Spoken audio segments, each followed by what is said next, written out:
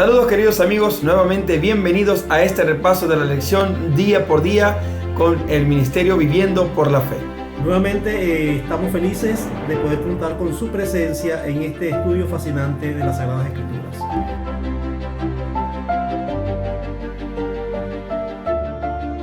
Bueno, yo me imagino a Noé feliz junto con sus hijos, porque después de tantos meses metido en el arca. Un año, Abraham, es un año. Señor. Piénsate estar metido. A ver, sabemos que el arca era grande, pero... Sí, te imaginas, porque esos animalitos hacían sus necesidades allí y eso claro. Precisamente, te imaginas la... Sí, tener que hacer mantenimiento, porque yo supongo que tenían que hacerle claro. Mantenimiento, de otro modo habría sido imposible. Sí. Pero un año. Esto es tremendo. Vemos que Noé, junto con su familia, pues estaban felices. Estaban felices claro. Porque ya toda esa parte tan terrible que fue primero esa cantidad de días lloviendo y después el mar embravecido embistiendo el arca de un lado y del otro, claro. Finalmente pues ya empieza la calma, empieza que en medio de la tormenta, en medio de todas estas cosas viene la calma, como dice el dicho, viene la calma, sí. Viene la paz y ¿qué más pues?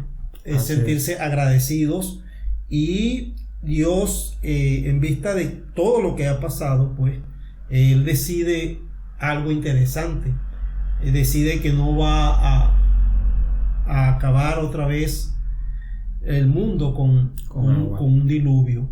Bueno, no por lo menos con un diluvio de agua. Sabemos exacto. Que viene un diluvio, así pero no de agua, sino de fuego. Fuego y azufre, imagínense. Bueno, entonces encontramos aquí que para que quedarse por las edades sin fin, las edades acá por las edades de la tierra, que iba a subsistir el hombre en la tierra, Dios le hace un pacto de que esto no iba a volver a pasar, o sea, así que es. La tierra no iba a volver a ser destruida con agua. Así es. Vamos entonces a ver este pacto que lo conseguimos en Génesis 6, versículo 18. Dice así: pero estableceré mi pacto contigo, y tú entrarás en el arca, con tus hijos, tu mujer y las mujeres de tus hijos. Este pacto que antes de que suceda el diluvio, entonces Dios le hace una promesa a Noé de que él iba a ser salvo, no solamente él, sino toda su familia, todo su entorno familiar. Así es. Entonces dice acá en Génesis 6:18 dice que él va a establecer el pacto y entrarás en el arca, tú, tus hijos y las mujeres de tus hijos y tu mujer. Aquí vemos que para cumplir este pacto Noé tiene en primer lugar que obedecer lo que Dios le estaba diciendo, y era rudo porque en medio de todo lo que se estaba viendo allí en ese tiempo donde la maldad y la violencia era grande, exponerse al escarnio, exponerse a la burla de hacer un arca de las dimensiones como Dios le iba a traer burla, porque es que nunca había llovido. Claro, no sabían lo que era eso. No, encontramos acá que Noé, a pesar de eso, Noé creyó y le fue contado por justicia. Ahora, fíjate interesante, porque miremos la otra, y pienso que en línea con lo que fue la lección del trimestre pasado, que habló del libro de Hebreos y el pacto, ¿no? Y lo que se nota aquí es que la línea general de Dios no es exactamente, mira, que te vas a salvar por el diluvio. No, fíjate que Dios dice, voy a establecer mi pacto. ¿Cuál pacto? Aquí no tenemos que hacer pregunta, ¿cuál pacto? ¿Cuál fue el primer pacto que hizo Dios? ¿A quién le prometió algo? A la mujer. Dice, de ti nacerá aquel que le aplastará la cabeza a la serpiente. Ese es el pacto que Dios hizo, el famoso pacto eterno que Dios estableció desde antes de la fundación del mundo. Y Dios le dice a Noé, mira, mi pacto ahora va a establecerse contigo. ¿Cómo? Porque curiosamente, no digo curiosamente, digo porque precisamente con Noé se extiende la familia de Dios hasta la llegada del Mesías. Recuerda que Noé es padre de Sem, y de Sem nace todo ese linaje que llega hasta Abraham, y de Abraham, Isaac, Jacob, y ya llegamos a lo que es luego finalmente Israel. O sea, el pacto de Dios se establece ahora con la familia de Noé. De todos los que habían en la tierra, pues fue esa familia que podía Dios continuar el linaje hasta el cumplimiento del pacto. Ese es el primer pacto más importante para Dios primeramente. Antes de salvar o decirle a Noé, mira, te vas a salvar porque vas a hacer el arca. Sino que el pacto más importante de Dios es que ese linaje se mantenga intacto. Sí, lo que pasa es que aquí vemos etapas de ese pacto. Exacto. Pero no es que es un pacto distinto a otro. No, sí, es exacto. una etapa del pacto en donde encontramos a una familia, a un padre de familia que era, caminaba con Dios, era un hombre justo, y era un hombre perfecto, dice la Biblia, sí, en medio de esa sociedad corrompida y perversa que había en ese entonces, en los antediluvianos. Y Dios tuvo que hacer eso, repetimos esto otra vez porque es importante que Dios tuvo que hacer esto porque Dios tenía que garantizar que la simiente de la mujer naciera. Y entonces el mundo estaba tan dañado, tan pervertido, tan perverso, que se corría el riesgo que inclusive la misma familia de Noé también se hubiese sido arrastrada a esa perversión, y ahí sí es verdad que Satanás hubiese logrado el objetivo de que la simiente no naciera. Pero Dios tiene todo controlado, como dicen por allí un personaje que todos sus movimientos están fríamente calculados, como se dice. Entonces por allí dice que ¿qué era cuáles eran las condiciones para que ese pacto se cumpliera entre Noé y Dios. Es que en primer lugar Noé tenía que obedecer todo lo que Dios le estaba diciendo, y además vemos aquí a un Dios que siempre está tomando la iniciativa, siempre está tomando ese primer paso para salvar al hombre, siempre está esa iniciativa para salvar a una raza impenitente, una raza que no quería nada con él, y sin embargo él allí siempre, nunca Dios perdió la esperanza con la raza humana. Decimos acá que Noé tenía que en primer lugar obedecer a las instrucciones de Dios, y un Dios que siempre ha tomado la iniciativa de buscar al hombre perdido. Así es. Nosotros siempre andamos por los caminos equivocados, y Dios trata de lo posible, utilizando su callado, de volver a tomar el camino que Dios desea para nosotros. Encontramos acá esto. Otra cosa que encontramos es Génesis 8:20. Vamos a ver Génesis 8:20, que nos habla acerca de lo primero que hizo Noé cuando salió del arca. Así es. Dice, y edificó Noé un altar a Jehová, y tomó todo animal limpio y de toda ave limpia, y ofreció holocausto en el altar. Noé adoró a Dios. Así es. Hizo un altar, y allí entonces sacrificó al Cordero de Dios. Bueno, al Cordero que representaba al Hijo de Dios. Así es. Fíjate tú que es interesante este tema, porque estamos hablando, esto es un principio básico de la justificación por la fe, o la salvación que viene mediante la fe. Noé reconoce que el pacto de Dios se manifiesta precisamente en ese corderito, en que limpia el pecado incluso de Noé y su propia familia. Porque Noé tuvo que haberse reconocido como hasta incrédulo hasta cierto punto. Porque a pesar de que estuvo predicando durante 120 años, tú sabes que los seres humanos tenemos un problema, Abraham. Que por muchas veces, y lo sabemos de un testimonio de alguien muy cercano, ¿no? Que ha pasado por una experiencia incluso donde tiene los papeles de que estuvo muerto y volvió a vivir. Y aún así dice, me cuesta creer que eso haya sido así. Ese es el problema que tenemos los seres humanos, que es muy fácil para nosotros ser incrédulos. Y no por falta de vista, porque de vista vemos muchas cosas. Pero es algo que quizás nosotros tenemos desde que nacemos en el pecado, pues tenemos ese gusanito de la incredulidad allí. Intentando formarse todo el tiempo. Sí, pero eso se va desarrollando un poco. Si nosotros nos acercamos a Dios, ese gusanito se transforma en una serpiente. Así es. Bueno, entonces Noé hizo un altar y adoró a Dios por dos razones. La primera razón que tú dices es acerca de la fe que Noé manifiesta en sacrificar ese corderito que va a representar al verdadero Cordero de Dios, nuestro Señor Jesucristo, por una parte. Y la otra es porque, oye, qué gran salvación tuvo Dios con Noé. Exactamente. Al preservarle la vida en medio de un cataclismo, en medio de la destrucción del planeta, y él estaba allí dentro del arca, protegido de todas esas fuerzas de la naturaleza, del agua y de toda esta destrucción que había.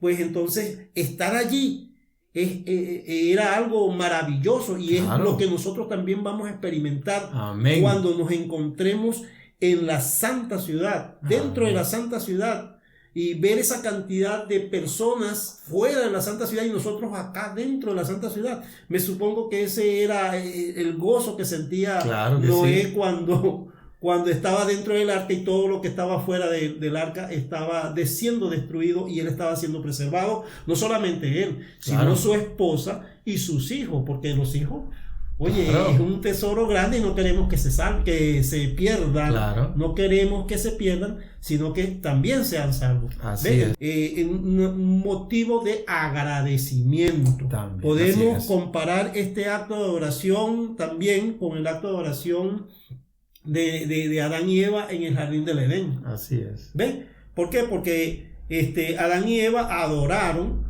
y en el primer sábado, ¿verdad? Un momento de adoración con Dios, pero este momento de adoración con Dios fue una adoración directa con su Creador. Así es. A diferencia aquí de esta adoración, que es una adoración donde ya no está Dios presente así en forma directa, sino que tiene que hacerlo a través de lo que significaba el pecado para el mundo y para el universo, que era el derramamiento de sangre. Yo me pongo a pensar esto, Abraham, que tristemente a raíz del pecado tuvo que ser así. Ya no era, como dijiste, Adán y Eva adoraban en persona, pero ahora se ha tenido que convertir en una liturgia. Pero lo importante que es la liturgia para que para nosotros represente algo verdadero. Imagínate, y solemne. Imagínate tú que hiciéramos lo que quisiéramos. Porque Dios está conmigo. Qué terribles serán las consecuencias para aquellos que tomen a Dios o la presencia de Dios de manera tan ligera. Tan liviana, ¿no? Tan liviana. Yo me imagino que Adán y Eva, en presencia de Dios, aunque estaban en estado perfecto antes de la caída, no iban a osar en hacer lo que quisieran. Aunque sabiendo que lo que hacen, lo hacían ya naturalmente por voluntad de Dios. Pero igualmente iban a tener cuidado de no ir más allá de los límites que ya Dios tenía. Y hoy en día pues nosotros nos toca eso, la liturgia. La liturgia tiene mucho que ver con la adoración al Señor, ¿no? Más allá de que algunos piensan que es como algo malo, y no queremos comparar religiones en este sentido, pero la liturgia no tiene nada de malo. En realidad tiene un significado solemne. Si no Jesús, ¿para qué establece el lavamiento de los pies? ¿O para qué establece la cena del Señor? O sea, tenemos que entender que las cosas tienen una razón de ser también.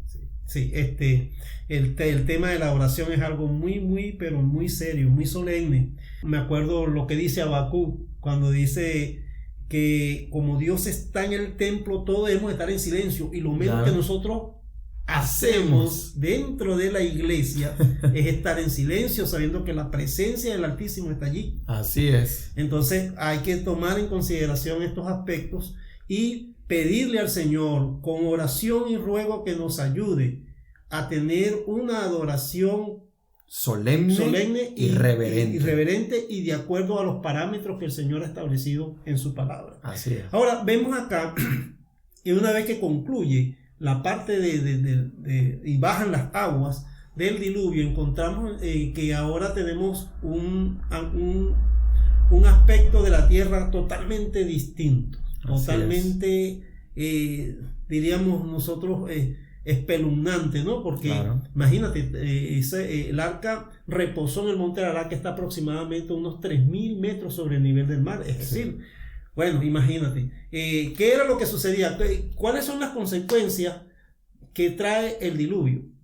Una de las primeras consecuencias es que el hombre tiene que comer Por primera vez, ¿no? Al menos por fuerza. Por los hijos de Dios, porque yo me supongo que los hijos de los hombres, los descendientes de Caín, como eran tan desobedientes, eso no le importaba matar animalitos ni nada de eso, y comer carne no. Pero los hijos de Dios, los descendientes de la mujer, sí estaban, sí, yo estoy seguro que habían cumplido todo lo que Dios le había dicho. Se mantenían en la línea como debía ser. Sí, por ejemplo, en la parte de alimentación, permanecían fieles a esa alimentación libre de carne. O de consumo, carne animal, sí. Sí, carne animal porque carne animal. Sí, sí.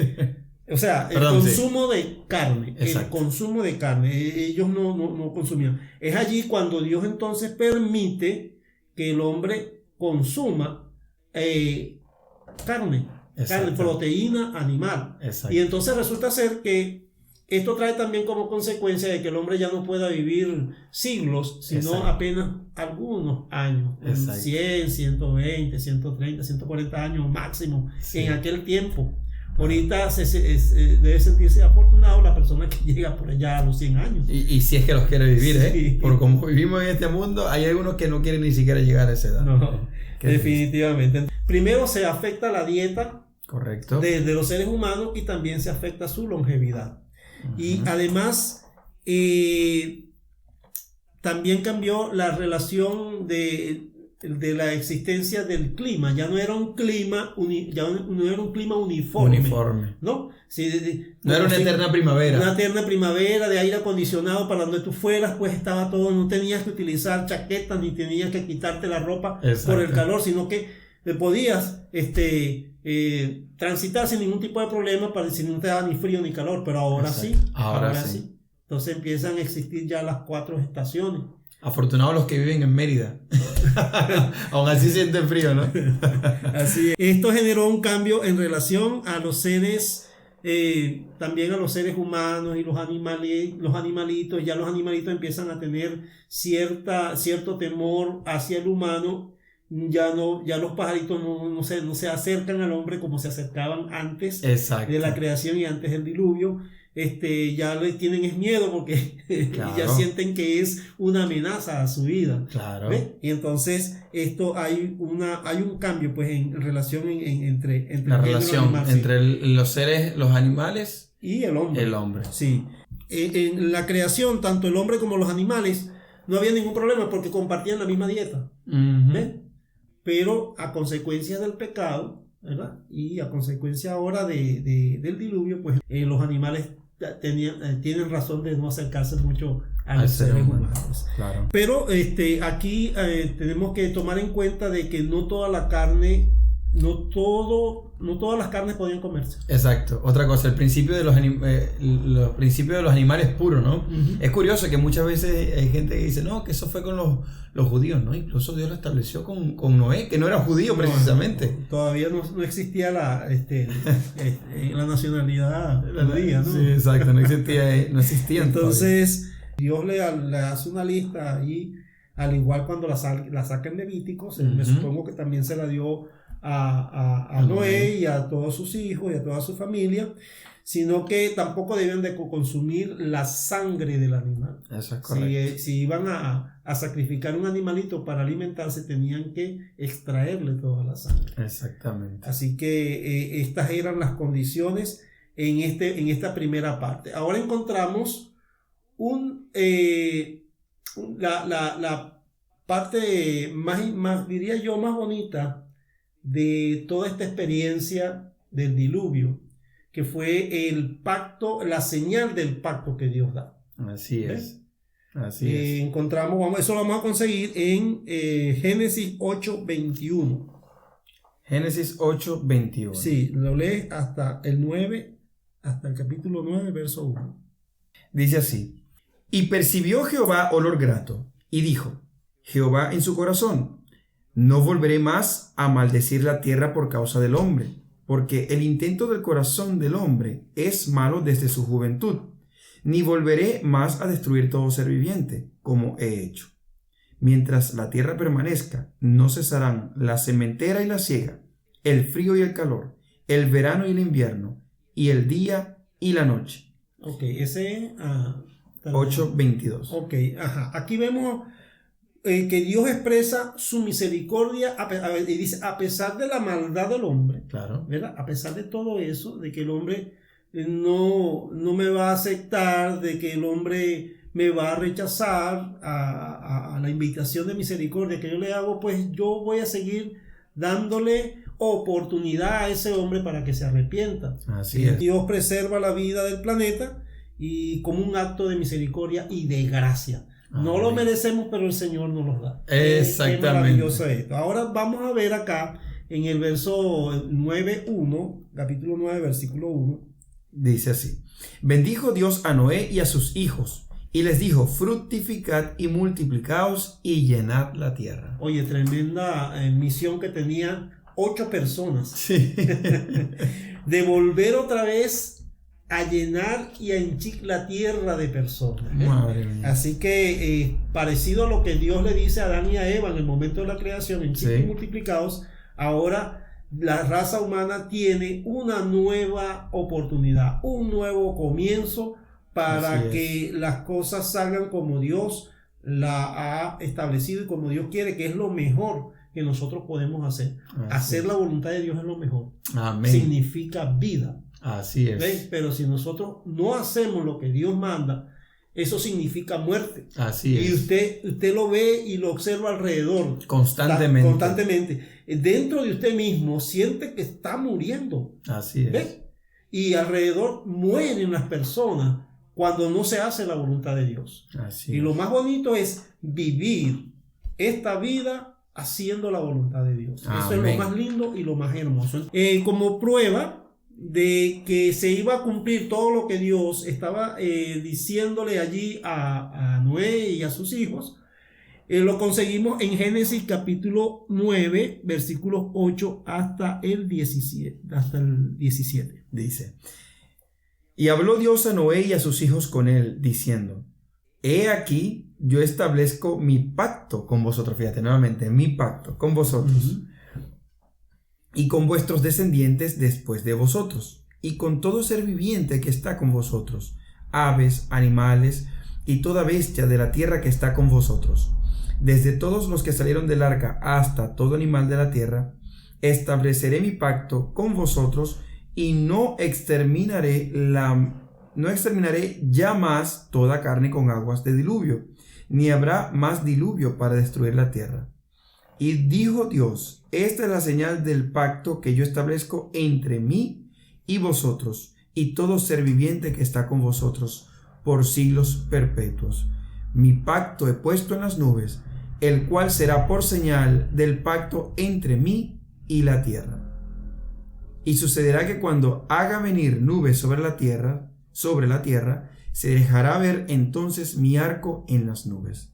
Y me acordaré del pacto mío que hay entre mí y vosotros, y todo ser viviente de toda carne, y no habrá más diluvio de aguas para destruir toda carne.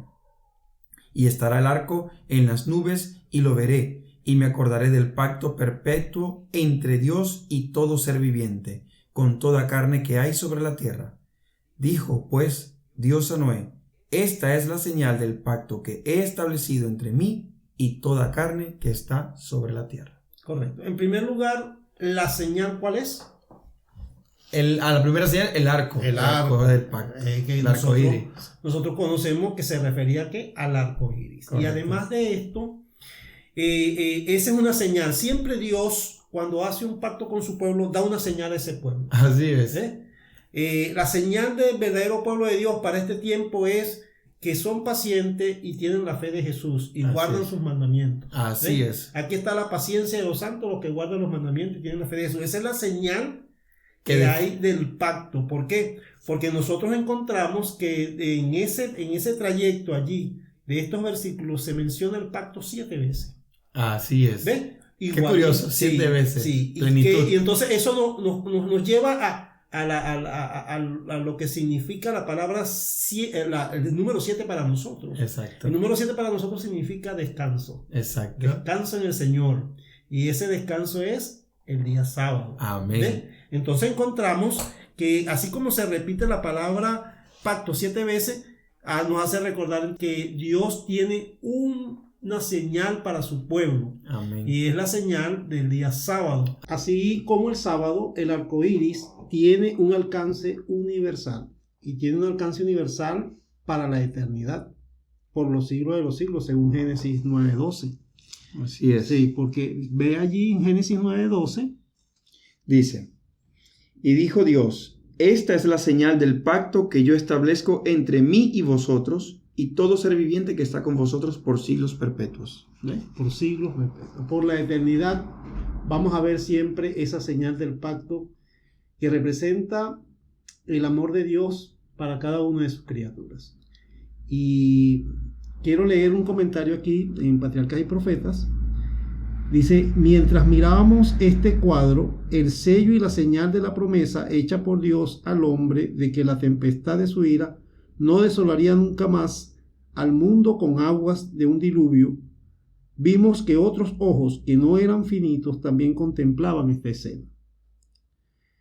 Los ángeles se regocijan cuando miran esta preciosa señal del amor de Dios al hombre. Amén. El Redentor del mundo la contempla, porque fue mediante su intervención como este arco se colocó en los cielos como una señal o pacto de la promesa para el hombre. Dios mismo contempla el arco en las nubes y recuerda su pacto eterno entre él y el hombre. El arco iris representa el amor de Cristo que rodea la tierra y llega hasta las profundidades de los cielos, relacionando a los hombres con Dios y uniendo la tierra con el cielo.